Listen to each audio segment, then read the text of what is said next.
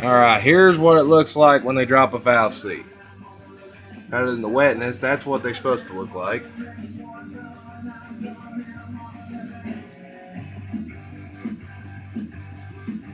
Yeah. And that causes shit like that. Busted pistons. That one survived because it just started.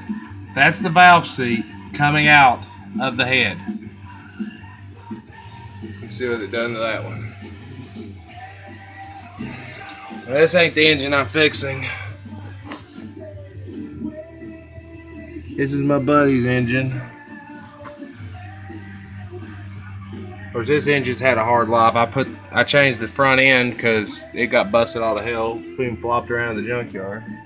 The VVT shit's been busted off and everything. So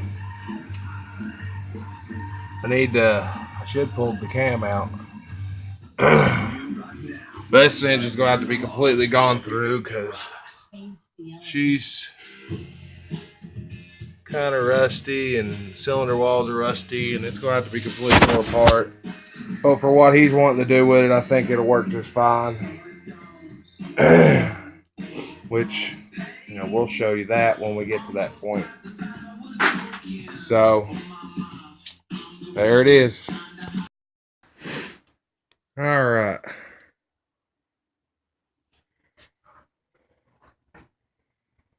All the lifters are the correct ones I need, so they're not MDS. How you can tell is in this area, they would be a little oil hole.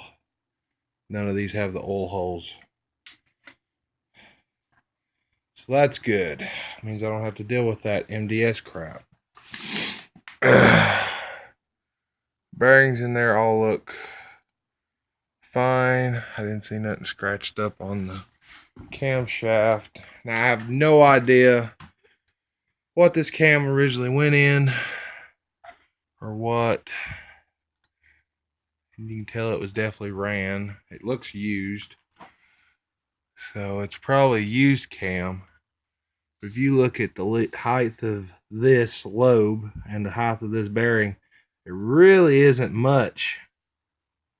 There really isn't much more you could come up. So lift wise, I think it's about damn maxed out. I have no idea what it's for, but I guess I'll run that since it's not bad. I have no idea how to identify it. It's going to get cleaned up before it goes back on. It is a brand new timing set, other than where I got orange paint on it. I turned the engine over probably a half a dozen times trying to get the timing marks back to where it is, which it should go back to where it was no matter what the count number is. If it was in line at one point, at one time, it will go back.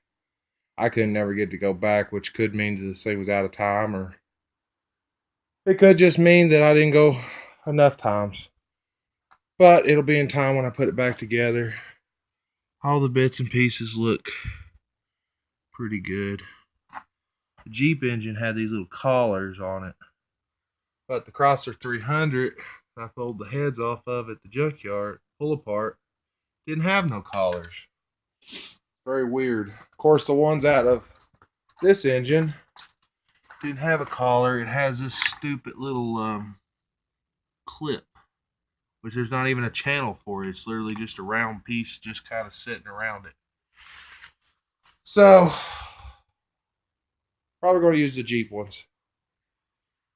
But yeah, this is how I got those little pieces of plastic. What keeps those from spinning. I don't like it, but I guess that's what it is. What it is. You have to do with what you can do with, I guess. But do. Back with more in a little. All right. I just used this stuff. There we go. Real snot, as I call it, Did all the lifters, went through them and gooed them. Clean, used a rag, cleaned all the lifters. They already had oil in them. I went and cleaned the cam and all that shit. Lubricated everything with that shit. So, there's that much. Catch you when I get more.